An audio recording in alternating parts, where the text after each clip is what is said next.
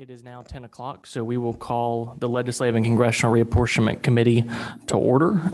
And I do want to mention at the onset, we do have a sign-up sheet if anybody from the public would like to comment. It is on the podium.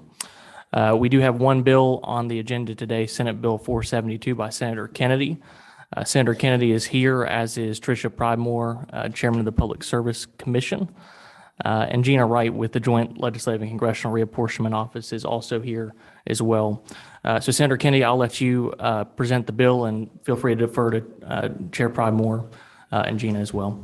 Thank you. Thank you. Good morning, Mr. Chairman, and good morning, members of the committee. It's nice to be with you. Thanks for hearing this map. This is important. We've been down this redistricting road for the long and winding road, and the many faces I see that traveled across the state, and thank you for that. And so this is yet one more step that's an important part of what we must do every 10 years. And as I've said many times, this map is not different in that regard. It's driven by numbers, and that is the population changes. And so that's what necessitates us needing to do this.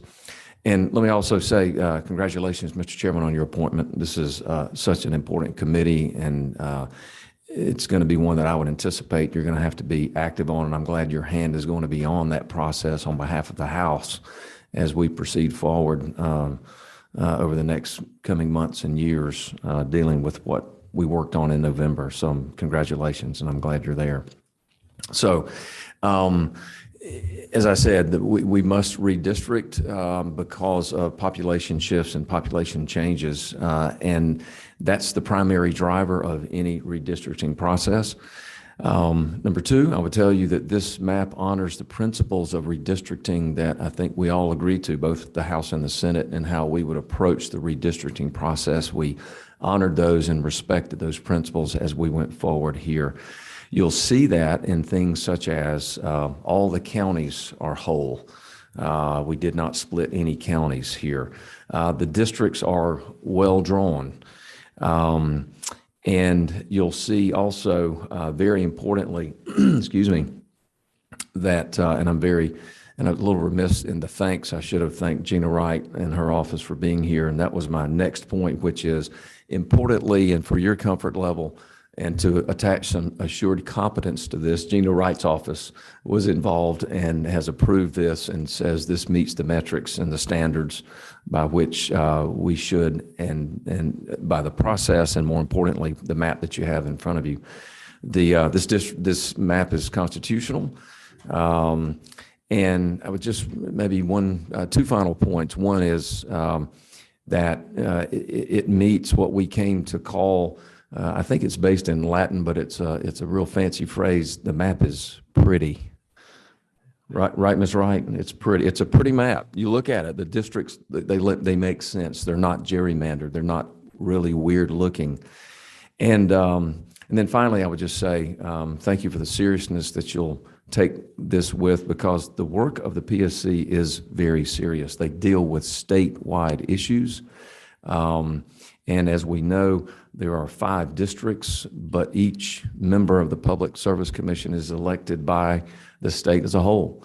And that's reflective of the heavy, significant work that they need to do. It's reflective of the statewide aspect of all the matters that come before them.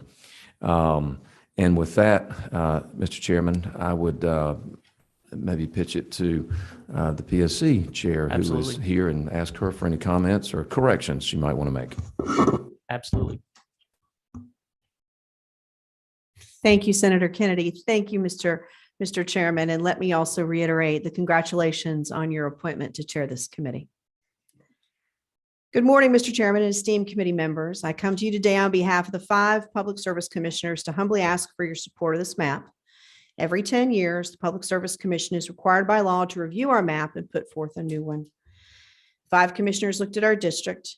We are unique in the respect that we are residency members. So we have to live in a district, but we are elected statewide. That ensures that we serve all residents of Georgia. Every commissioner serves and represents constituents, regardless of district. Our district system is in place to ensure equality in how we maintain and diversify electric, gas, and telecom assets. And we work collaboratively to bring the best possible energy and utility solutions to the state of Georgia. Our map is driven by population, as Senator Kennedy said. Since the last map was drawn in 2011, Georgia has seen exponential population growth, especially in the metro Atlanta area. This map reflects those 10 years of population growth and changes across the state. And thank you to the good work of the Reapportionment Office, there is only a 1% variance in the populations of these 5 districts before you, less than many other maps. We want to thank the Reapportionment and Redistricting Office. We'd like to thank this body as well as the State Senate for their work on this map. Thank you. Thank you both. And we'll now take questions from any committee members. Chairman Taylor. Thank you, Mr. Chairman. It is a pretty map, but when I look at it, my district is almost half the state. I hope my representative doesn't have much fun because he's not putting people one into the other. May I address that, Mr. Chairman? Chairman, Please. we had the same comments from folks, and for someone who grew up in District 1 and is originally from very rural South Georgia, that's also a striking picture for me. But not unlike the redistricting process that we went through back in November, it kept sort of hitting us in the face in looking at maps, the migration patterns and where the population growth in Georgia has been. In fact, I had one of my colleagues in the Senate just said, this can't be right. And I said, well, these are the population numbers, and this is where we are in Georgia. Number 27. Chair. Representative Fleming. So thank you, Mr. Chairman. The numbers, everybody's numbers still the same, the district numbers. I had a constituent ask me about this district or that district, and I think he's referring to the current maps. That was my question. Is South Georgia always been 1, and is East Georgia always 2? Yes, Representative Fleming, they are the same. So the Okay. numbers are the same. And if you see in your packet, the map that we're currently elected by. I'm sorry, I you'll must see have that. missed that. That's okay. But you'll notice You get though that. that the numbers are the same and that as the growth to Chairman Taylor's point of view, yes, it is to compensate for the population in Atlanta. We don't have the current map, but that's fine. That answers my question. I appreciate you. It's not in the packet. It is on the back side of the Oh, big it's on the board. So we'll backside of flip the that board. around. Okay. So on this side is the proposal. This is the current.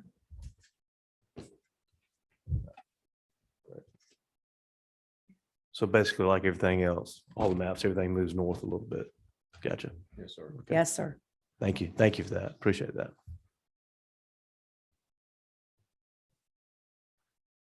Representative Jackson. Thank you, Mr. Chair.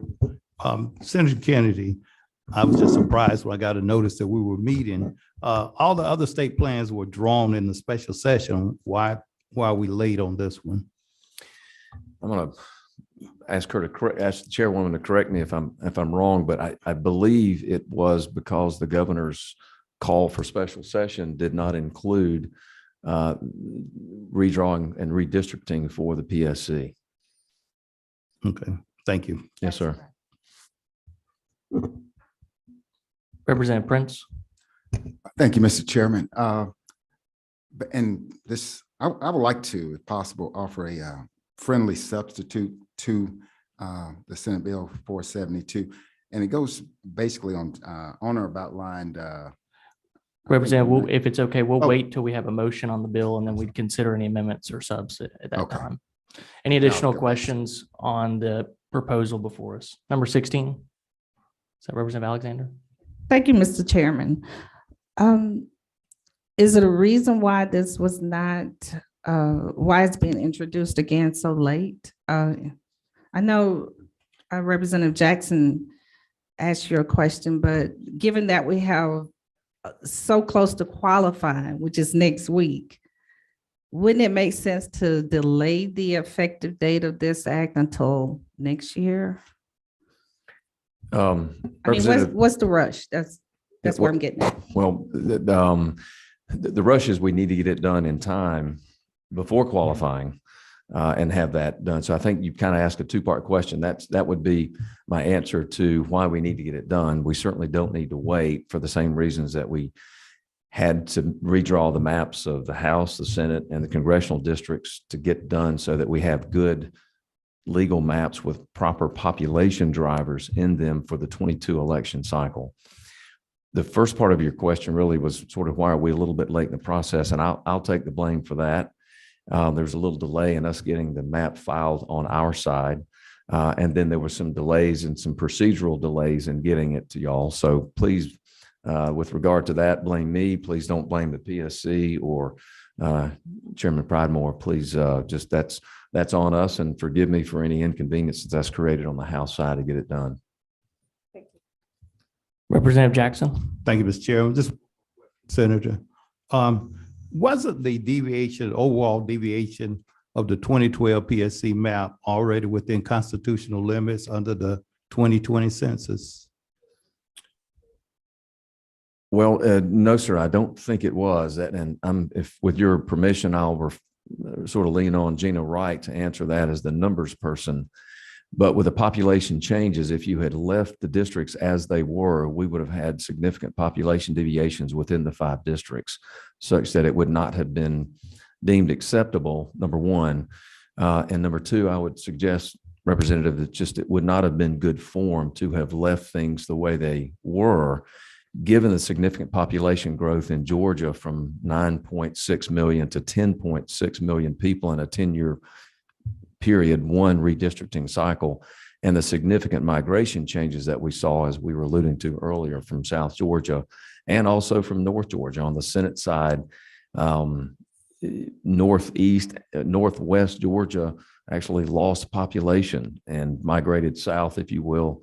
The same effect, the accordion effect of population migration from the south around and up. So all of those have to be accounted for and dealt with in the new maps. And I would submit to you, require a redistricting process and new maps to be drawn now. Thank you. Yes, sir. Any additional questions from committee members? Seeing none, we're going to check the sign up sheet to see if anybody has signed up from the public to comment. Okay, we have no signups. Any further comments from the committee? Number 27. I just have a motion when you're ready. We'll hold on that. And as I understand it, we have Representative Alexander has a motion, and we will recognize her this time. So I'd like to offer a substitute to SB 472, which is LC 471700S. We will pass that out now and believe we will also have it up on the big board as well. We'll do that real quick and then be right back.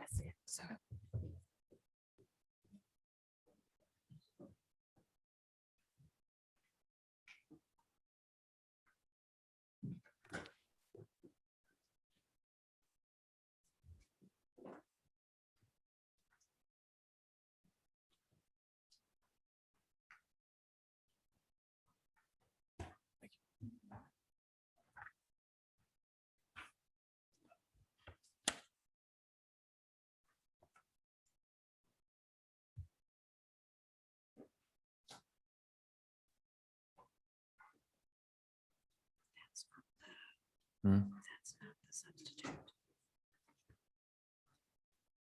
That's the original. Okay. It's 2012. All right, we will come back together now that we have the proposal from Representative Alexander on her substitute. Representative, would you like to explain the map that you're proposing? As it relates to the modification and clarification for this substitute, I will turn it over to Minority Leader James Beverly for that explanation. We are here in the committee. Very briefly, Leader Beverly, but would ask the committee member if you wouldn't mind explaining it to Okay, start. So this is something that's been presented, and he has someone here that can speak to that, because they're the ones that went through the process of helping to draw this. Okay, we didn't have any signups, but real very briefly, we'll give 2 minutes if you want to come to the podium.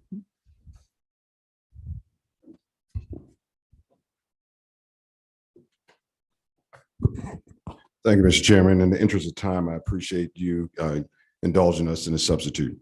Good morning to Mr. Chairman, to the members of the committee. I'm here to speak in favor of the proposed substitute 472. You should have it LC number 47100S, which is the Georgia House Democratic Caucus proposed map for redistricting Georgia's Public Service Commission. Our map does, as you can see, a much better job of meeting the committee's redistricting guidelines than does SB 472. Our map also better reflects Georgia's diverse population and changing population trends within the state. And perhaps most importantly, unlike SB 472, our map avoids the appearance of intentional voter discrimination that arises from that bill's dismantling of an existing majority-minority district. Let me start real quick, Mr. Chairman, if you don't mind, with some background. First, as you may or may not know, members of the Georgia's Public Service Commission are elected at large, meaning they're elected statewide. But candidates must reside in one of 5 residency districts. Our colleagues in the Senate justified SB 472 as necessary after the 2020 census to bring those residency districts into compliance with the one person, one vote principle of the Constitution that we've heard so much about during the redistricting process. But let's be clear, the one person, one vote principle does not apply to residency districts. Full stop. It doesn't apply to residency districts.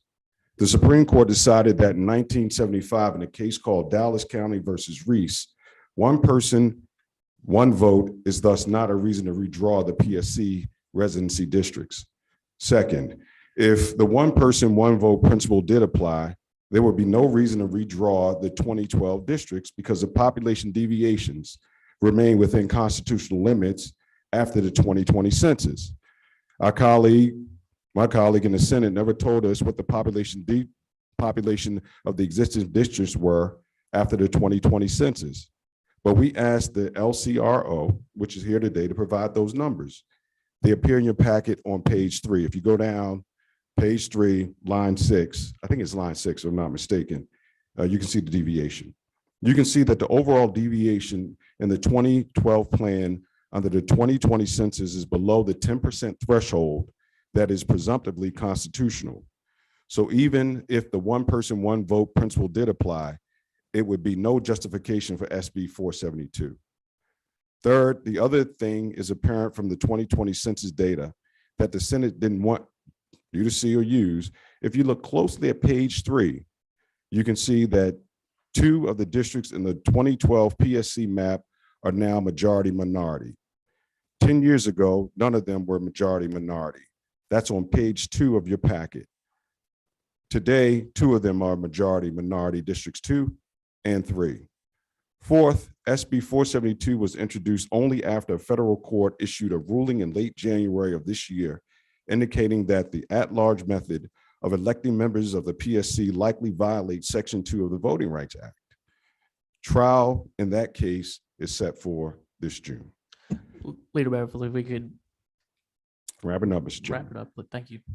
This means that the PSC residency districts could soon become election districts. And SB 472 was introduced only after the federal court made that clear. Now, I'll go to the end, Mr. Chairman, in the interest of time. Thank you. None of this reconfiguration was necessary. In fact, it was a simple matter for us to put together an alternative map, which you have in front of you, that better meets our redistricting criteria, shifts far fewer counties, it retains 2 majority minority districts. That map is the GHC substitute for SB 472. And as I said, it complies with the committee guidelines better than the Senate map, which you can see right in front of you. Thank you, Mr. Chairman. And with that, I will yield for any questions. And I wish I had a little bit more time to talk about this, but this is important. No, Talk thank about- you. I'm sorry. My understanding was that a committee member was going to present it, so I apologize on that. But I do have one question. I know Sure. there's an additional question. When was this proposal publicly released? So in the interest of time, we have it. You can talk to the LCRO. Gina Wright can actually answer that question.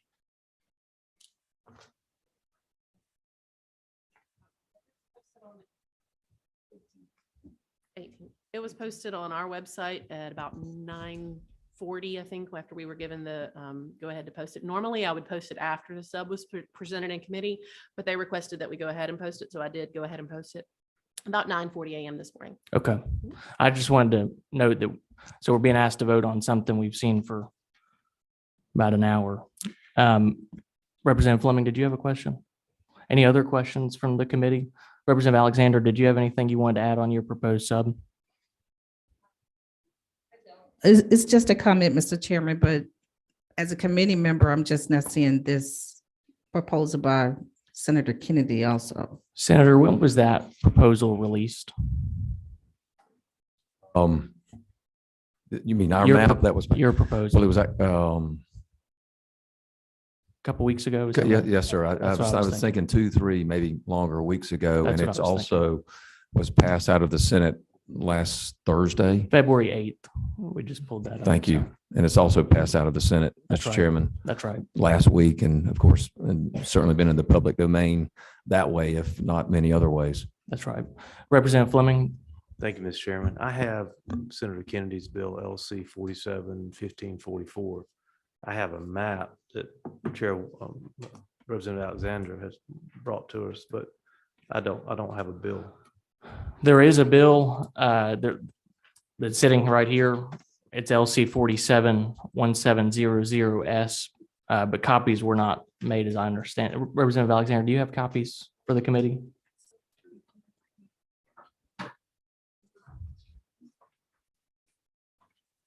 You do have copies. Okay. We'll pass those out now. Thank you.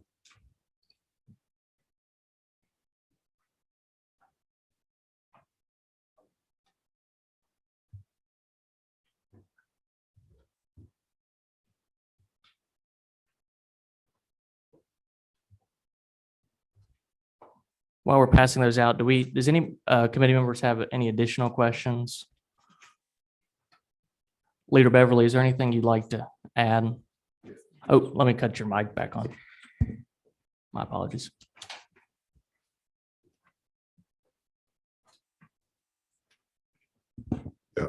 So the only thing I'd like to add, Mr. Chairman, is, sort of in interest of time, I know we're in a deliberative body. And I had, we've had sort of, 72 hours to prepare a map, to get it through LCRO, to get it to your committee. And one of the things that I want to really highlight with our map, which didn't have a lot of time to do, is the deviations in the split counties that we actually have. And our map, quite frankly, there are 14 split cities, 6 fewer than the 19 split cities by SB 472. And if you really think about, in our map, 86% of the population in new District 2 comes from old District 2. And so they shifted the district. And if we had more time to actually work through what actually this means for the citizens of Georgia, I think it would be enlightening, not just for this committee, but for the people in the state of Georgia. And I just wish, Mr. Chairman, that you would offer us a little bit more time to talk about that, but in the interest of time, and I respect the committee and I respect you being the chairman, that will be my closing comments for now. Quick question on your map. I'm looking at it, for the first time. Does it have split counties? No, It does not. Okay. And neither does Senate Bill 472. Is that right? Any additional questions for Leader Beverly or Representative Alexander? Representative Alexander, would you like to make a motion? I would like to make a motion that we use the substitute that I just provided, presented. LC, let me find.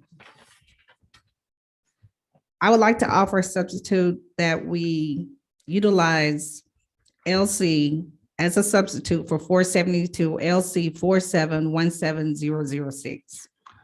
So your motion is due pass by substitute LC 47-1700S. Correct. Is there a second on that motion? Representative Prince seconds the motion. Is there any further discussion on that? Seeing none, we have a motion and a second, so we will now have a vote on the potential substitute to Senate Bill 472.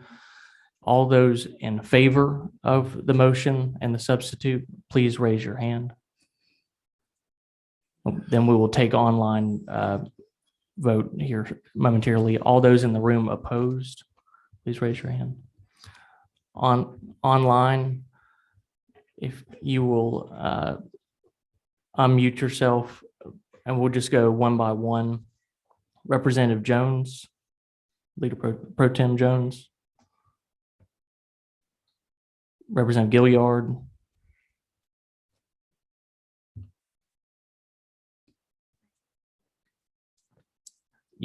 We do need you to unmute. Yes, I agree. Okay. Chairman Lynn Smith No. and Representative Sandra Scott.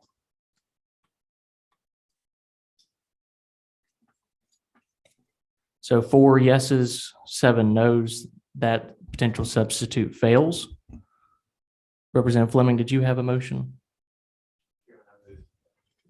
Mr. Chairman, I move due pass on Senate Bill 472 LC 471544 by Senator Kennedy. Chairman Taylor has seconded that motion.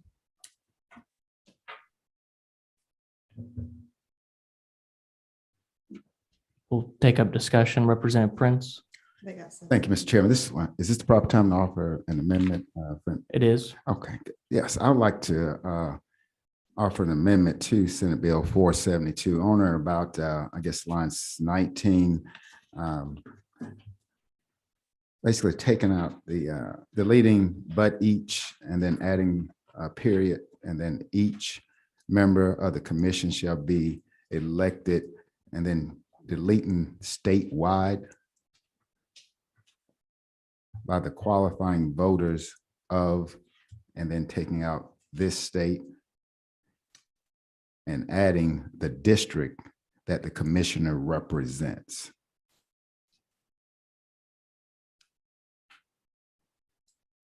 And the last part of that is, I think on about line 30, it just to be consistent, take out of Georgia on line 30. Any question? Legislative Council, do you have a copy of that? Okay. Is there a second on that amendment? Second. Representative Alexander seconded the amendment. Is there any discussion on that amendment? And I would like to hear from Senator Kennedy or Chair Pridemore on that question. Chair Pridemore, I know you've talked about that previously. If you wouldn't mind, give a little insight, that'd be great. There is a pending lawsuit, Rose versus Raffensperger. It was filed in 2020, right before the 2020 general election. It was designed to be able to move PSC members to being elected by districts versus statewide. It's very clear by the way that the statewide election schema that's in place, it was passed during the Barnes administration. And it was done to be able to ensure that Georgia Public Service Commissioners represent the total interests of the state of Georgia. You can only imagine how important it is as we consider where new electric generation, such as solar farms, nuclear plants, gas plants, where those go, where our assets for pipelines go. We're able to do so. It's in the best interest of the state of Georgia. The one thing that we all try to strive for as public service commissioners is to avoid the types of situations that happened in Texas last year, where you have different repositories of assets in different parts of the state.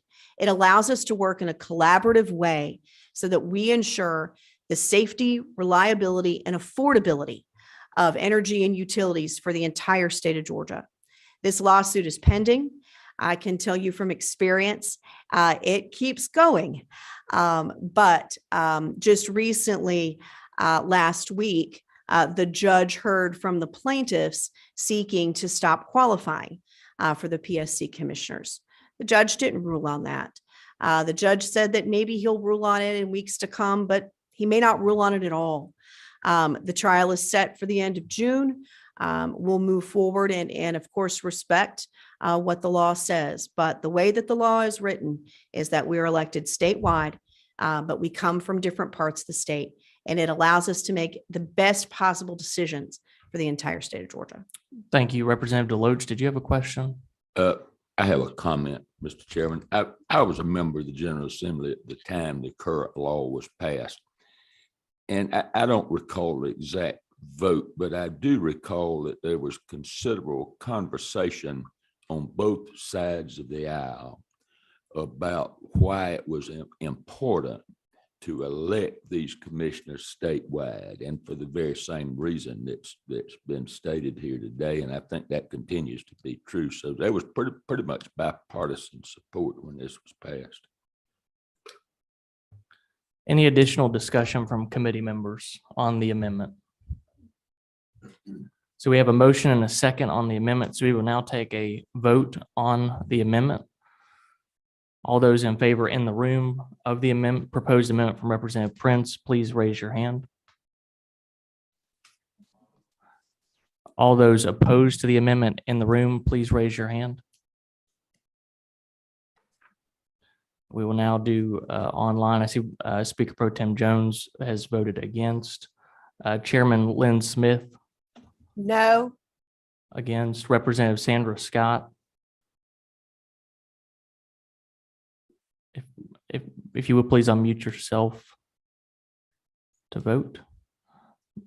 Representative Gilliard. Yes. Okay. 4 yeses, 8 nos. That amendment has failed. So we will now come back to consideration on Senate Bill 472 LC 471544. We have a motion and a second, so we will now take the vote on Senate Bill 472. All those in favor, please raise your hand.